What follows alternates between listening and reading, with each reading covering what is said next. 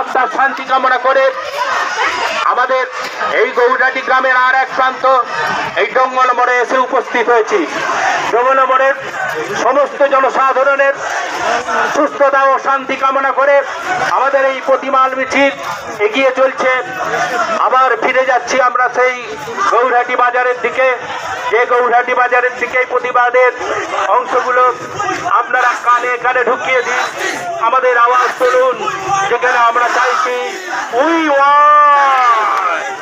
want justice, we want justice, we want justice, we want justice, we want justice, we want justice, we want justice, we want justice, we want justice, we want justice, we want justice, we want justice, we want justice, we want justice, we want justice, we want justice.